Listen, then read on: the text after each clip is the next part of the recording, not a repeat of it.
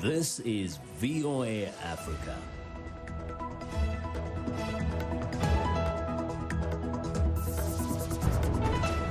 Hello, I'm Esther Githui-Ewart. It's Friday, October 23rd. This is Africa 54. Due to the global outbreak of coronavirus, Voice of America is taking every necessary precaution to safeguard its employees. So our broadcast will look a little different today and in the near future as we, out of an abundance of caution, reduce our staffing at VOA headquarters here in Washington. We're working to help keep you informed about what's going on. And we appreciate your staying with us on Africa 54. Nigerians are soaking in the words of their president on Friday after Muhammadu Buhari on Thursday urged youth involved in protests against police brutality to end their demonstrations and begin a dialogue with the government. In Buhari's address to the nation Thursday evening, his first public comment on the unrest gripping Nigeria, he urged protesters to not be used by subversive elements seeking to create chaos with the aim of truncating the country's democracy. However, Buhari did not mention the shooting by security forces of peaceful protesters at the Lekki Toll Plaza earlier this week. At least 12 protesters were shot dead by Nigerian security forces. The United States is condemning police brutality in Lagos. U.S. Secretary of State Mike Pompeo said in a statement, quote, "We welcome an immediate investigation into any use of excessive force by members of the security forces. Those involved should be held to account in accordance with Nigerian law." As protests and violence continues to rock Nigeria, political analysts say the government is failing to show leadership. I spoke to Yetunde Omede, a professor at Farmingdale State College in New York State, and asked her what she thought about President Muhammadu Buhari's initial silence to the crisis. I'm going to separate the president's response that just happened and also the initial days coming up to where we are right now. So we did not hear much of a response from the government at all. And where we are right now, where the country is almost in a state of anarchy, it's been deteriorating day by day. And throughout those days, we have heard nothing in terms of what are the next steps, what does the Army plan to do, how do we enforce security in the place where things are deteriorating day by day. And I think that is what is causing a lot of an alarm, and people are concerned that you cannot have a country fall into this shape of deterioration and not hear the leader and commander-in-chief of a country speak to his citizens. President Buhari also promised to disband SARS, but critics are already saying some of the officers that that are going to be part of the new SWAT team are going to be coming from the same SARS. I thought it was ill timing. I thought it was too soon for them to immediately announce a new emergence of almost the same organization that people are peacefully protesting against. When we look at the police academy in Nigeria, when we look at the police force, we know that they are underpaid. We know that they're struggling to just even live. We know that they're not well equipped and also not well trained in order to provide security and protection in the way that they are supposed to. Police officers are public servants, right? So their job is to protect citizens and protect private property. Not that they use their position of authority to extort, to unconstitutionally arrest or detain people, and to pad their pockets because they're not getting paid enough wages from their federal allotment. So you think this hashtag End SARS will likely trigger even greater protests for changes in Nigeria? Just like we had an Arab Spring, it's going to trigger an African Spring because young people today, many of them are educated, but they can't find a job. Many of them have access to social media. They see what other governments are doing. So therefore, they can compare and contrast and say, why isn't my government doing this? Why are we still in poverty? Why is there no electricity? Why is there systemic corruption? Why is there inadequate education? Why is there inadequate healthcare systems? But yet we see that these politicians live a great life. I predict that we'll start seeing the domino effect of what is happening in Nigeria is going to possibly happen in other African countries. And as Nigerians in the diaspora, what are you most concerned about in your native country right now? Look, the things that we're concerned about, one is safety of many of our loved ones that are back home. We're concerned the fact that there's lawlessness, there's no law and order. As you can see, there are prisons being broken into, prisoners being freed. We don't necessarily know the direction of the army officials or the police officers. Private property is being burned down. And most importantly, when there is this form of quick deterioration in the country, and I hope governments around the world and in Africa in particular understand that their role is to serve and their role is to make sure that young people's lives, the next generation, is much better than where they started. Dr. Yetunde, where do you see the Boko Haram terrorists in the midst of this? When there is no law and order, when there is no clear leadership, terrorist organizations will hijack that. They will infiltrate these type of movements. And who knows where a lot of these issues are coming from. We don't know. We don't know what the next couple of days will look like. I hope that the Nigerian government will protect their borders and make sure that there's a lot of protection on the borders right now to ensure that there is no movement at this time, to ensure the safety of their populace. And I hope that, they are doing everything that they can to protect the Nigerian people. What do you think will be the overall impact of these protests? I really want to be optimistic that this time around feels different. That this time around, the young people, the old people are fed up to the point where enough is enough. And I think this is the first time that we've seen it before, but something is different. There are too many young people who are educated, who have access to the media, who are well connected, who know how to literally drive a social movement. They're not backing down. With political tensions high, preliminary results show a Guinean President Alpha Condé winning a landslide re-election victory on Thursday, giving him a third term in office after a bitterly fought election that has sparked deadly street violence. With 37 of 38 electoral districts counted, Condé, 82, received 2.4 million votes. His closest rival, opposition candidate Selou Dalin Diallo, garnered 1.2 million votes, according to Reuters. Condé's spokesman, Thibaut Camara, says that Condé team is satisfied with the preliminary results. Diallo spokesman Aliou Condé, without providing any evidence, said, quote, "The results are not in line with what happened on polling day. We have the evidence of the fraud, and we will challenge all of this in the Constitutional Court."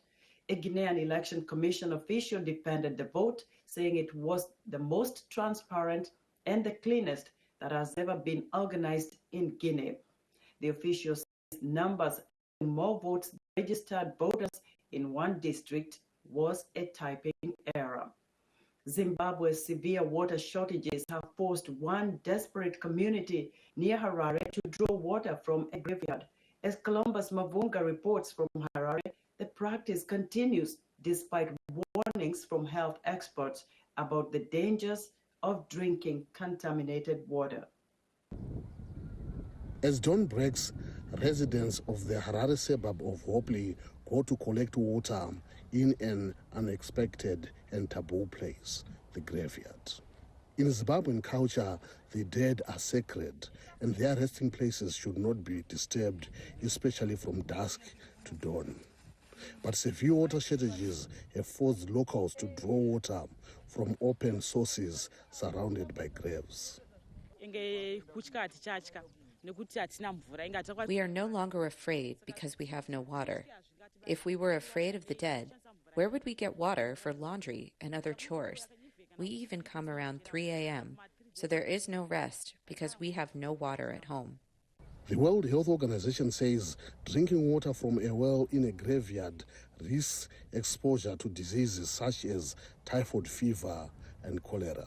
People drinking water from an open source that is likely to be contaminated could suffer from, waterborne diseases. We have very many waterborne diseases, and this can cause a lot of, suffering and death. But Hopley residents say they have little choice. Water shortages are common, they say, and getting worse despite promises by officials each election year to solve the problem. Local authorities say they are not aware that people have become desperate enough to use water from the graveyard. We definitely will follow up and see what we can do to alleviate a disaster. Water is an essential commodity for our people, and that's why on a weekly basis we try to check where the problems are. But for desperate Zimbabweans like Sanyama, when it comes to providing water, authorities have proved to be less helpful than the dead. Columbus Mavunga for VOA News, Harare. World Polio Day is Saturday, and at a time when growing numbers of people are shunning vaccines, the polio vaccine proves that they work.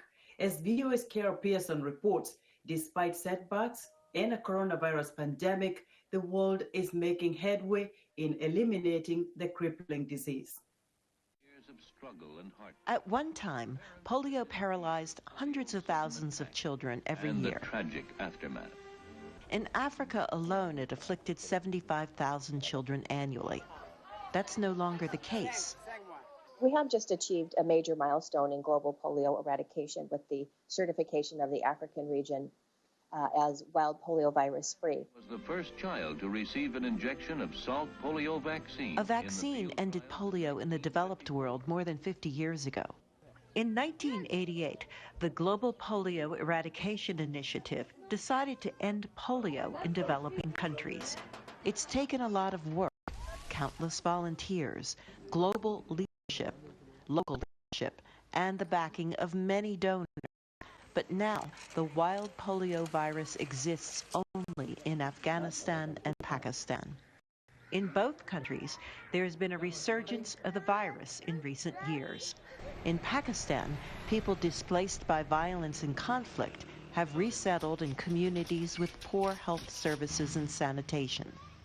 Polio virus is very unforgiving in these communities. You know, they're densely settled, they're, poor sanitation and hygiene. The conditions are very favorable for polio virus transmission to thrive, to be really entrenched there. Jafari says the eradication program is now helping these communities meet more of their health needs, like access to clean water. In Afghanistan, the Taliban doesn't allow mass inoculations or house-to-house immunizations. If you don't do house-to-house campaigns, can you perhaps carry out immunization campaigns in small immunization centers, many small immunization centers in a particular community, so that families don't have to travel very far to have their children immunized.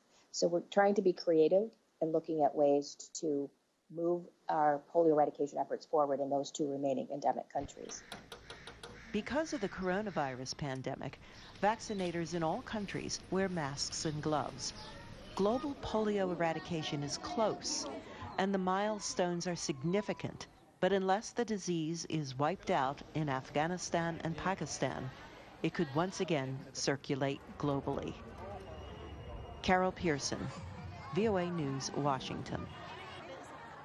Tanzania's main opposition Chadema party presidential candidate Tundu Lissu says the Electoral Commission is once again harassing his campaign with less than a week before the country's October 28th presidential election. The registrar of political parties on Thursday wrote to the opposition Alliance for Change and Transparency, Wazalendo Party, demanding explanation why its chairperson, Maalim Seif Sharif Hamad, appeared on the same podium with Lissu on October 19th during a Chadema campaign rally. Lissu's campaign has already been suspended once for 7 days for violating election laws. Tanzania's political party law requires parties wishing to form electoral alliances to reveal all their strategies to the registrar of political parties and an appointee of President John Magufuli. Lissu, who has received the endorsement of ACT Wazalendo Party's leadership, says his campaign did nothing wrong to contravene Tanzanian election laws. Tanzania is set to hold general elections on October 28th to elect the president and National Assembly. Chama cha Mapinduzi, the ruling party since independence in 1961, has never lost an election. The CCM party is led by incumbent President John Magufuli, who is running for his second term in office. Tundu Lissu is running for the president, representing the main opposition Chadema party. And as we've throughout the week brought you a series called We Are Tanzanians, we again spoke to voters about their feelings and concerns ahead of the upcoming election. In this episode, VOA Swahili Service spoke to Ali Kiba bin Simba, a Tanzanian businessman and a resident of Dar es Salaam.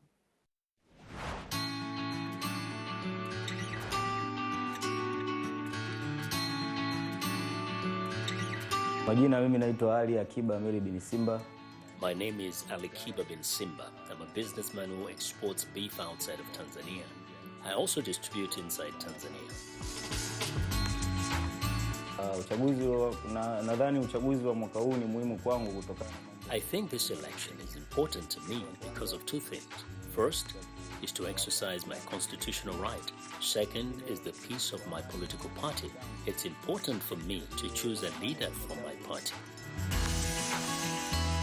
Hofu yangu kubwa ya uchaguzi ya mwaka huu. My concern is not in mainland Tanzania. My concern is the Zanzibar election.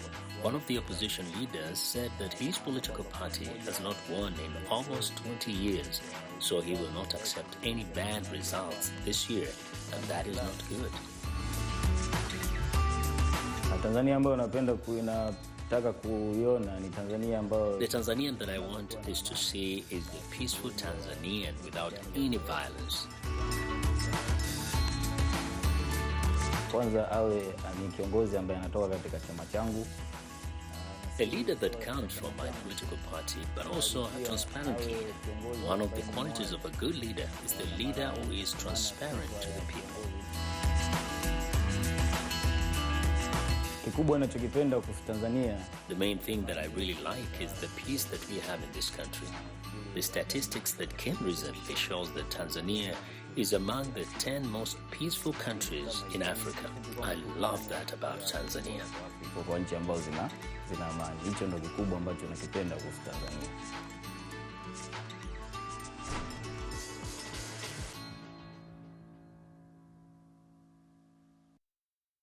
On Monday, our final profile in this series will come from Mwanaidi Kasim, a Tanzanian food vendor. We're excited to hear what you think about Africa 54 and the stories we cover. Join the discussion on Facebook. The address is Africa 54. We're also streaming our broadcast live on Facebook. Please watch and share our show with your friends. Also check out our headlines 24/7 on voaafrica.com. Coming up, the final debate between Republican President Donald Trump and his Democratic challenger, former Vice President Joe Biden, before the November 3rd U.S. presidential election. Stay with us.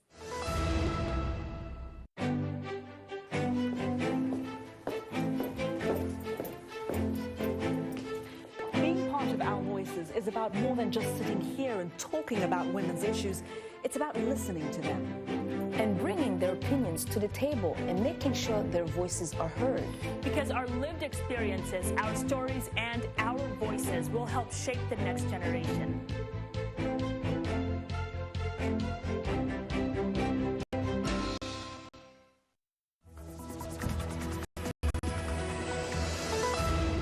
Welcome back to Africa 54. Support for America's two main political parties has changed over time. Here's what you need to know.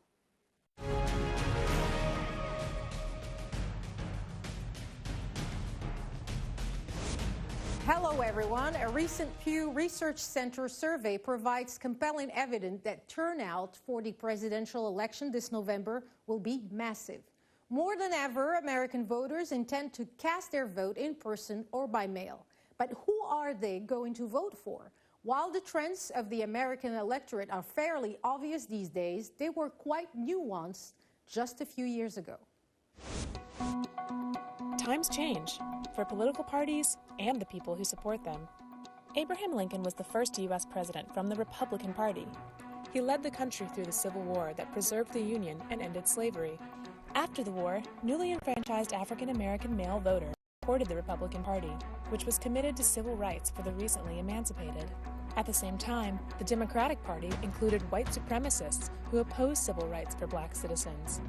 But during the 20th century, things began to change. Democrat Franklin D. Roosevelt, first elected in 1932, made his party more appealing to African Americans. FDR took measures to lead the country out of an economic depression. And while that was happening, civil rights became less important to many Republicans. African American support for FDR spiked in 1936, and support for Democratic presidential candidates has remained strong ever since. Another shift happened in the 1960s. The Civil Rights Act of 1964 and the Voting Rights Act of 1965 passed with support from both parties at the urging of Democratic President Lyndon B. Johnson. After those votes, white segregationist Democrats fled the party in large numbers, creating Republican majorities across the South. The modern political landscape is now almost a reverse image of the one that existed more than a century ago, with African Americans overwhelmingly supporting the Democrats and Republicans backed predominantly by whites.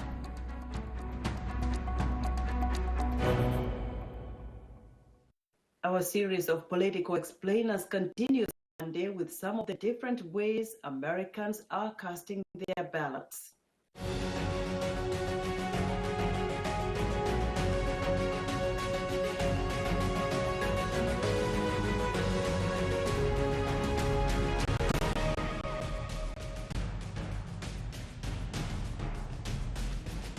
Republican President Donald Trump and his Democratic challenger, former Vice President Joe Biden, debated Thursday night in their last face-to-face confrontation before the November 3rd U.S. presidential election.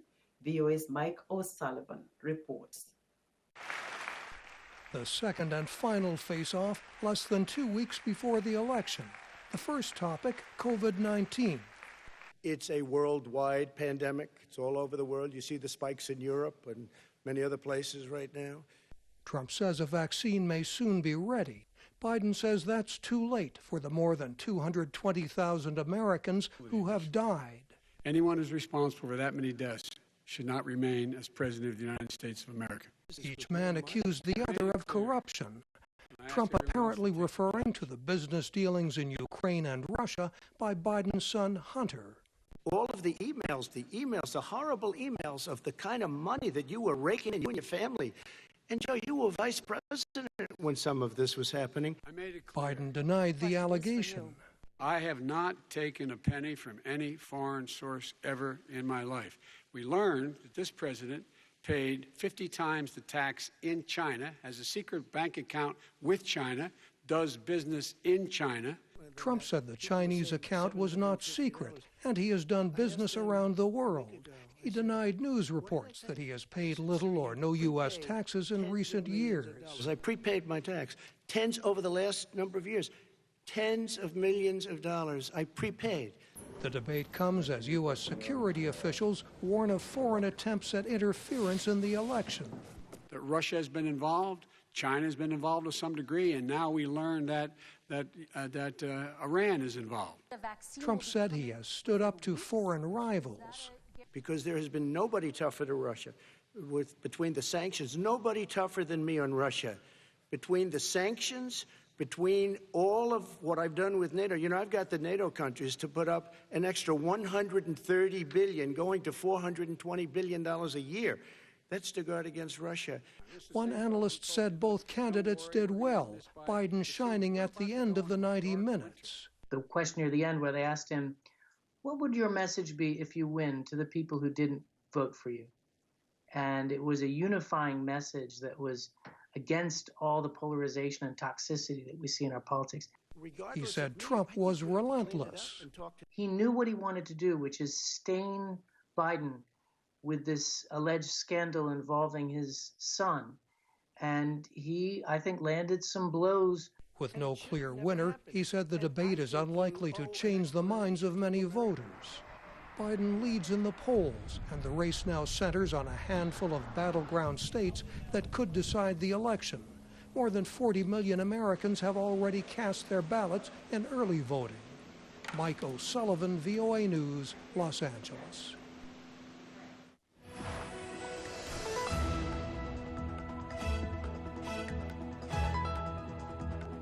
AFI Fest, one of Hollywood's most prestigious film festivals and part of the American Film Institute, was held virtually this year because of the coronavirus pandemic.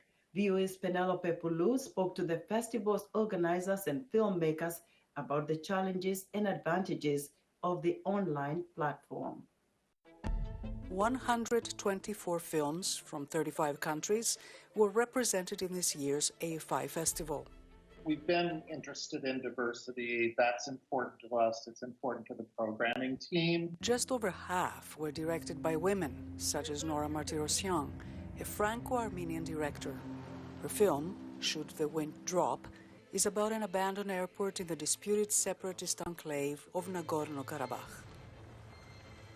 This airport indeed exists, and there are people who go there to work every day, but there are no planes that arrive or leave this airport for many years. In fact, the airport, it is the symbol of this desire of the recognition. The documentary 76 Days chronicles the 76 days of the pandemic lockdown in the Chinese province of Wuhan. Shot by a team of Chinese filmmakers in Wuhan and produced by filmmaker Hao Wu in New York City, the film chronicles the desperate efforts of medical workers to save patients at a Wuhan hospital. At the beginning of this pandemic, a lot of their efforts were futile because they couldn't save them. They didn't know enough about this virus to truly save people. So this kind of emotional anguish, both on the patient side and on the medical staff side, I feel like it must be universal. There's emotion in all of these stories that we're all still going through. There were some advantages of the virtual film festival this year. The positive side is really just incredibly increased accessibility, where we're able to present films and make them available to anybody in the U.S. Thinking about economical reasons and environmental reasons, it makes sense. It makes sense to be able to do this and not to have to spend money and taking a plane to travel to another city and blah, blah, blah. But of course, nothing compares with the possibility to be there, sharing with the audience and watching the film in the big screen and everything, no? In Tragic Jungle, filmmaker Yulene Olaizola presents the Mayan jungle in the border between Mexico and Belize as a living entity that has magical powers on human beings, something, she says, that could be felt much more intimately inside a dark movie theater and on the large screen. Penelope Pulu, VOA News, Washington. That's our show for today. Be sure to watch Africa 54 on our website at voaafrica.com. From all of us here in Washington, have a great weekend.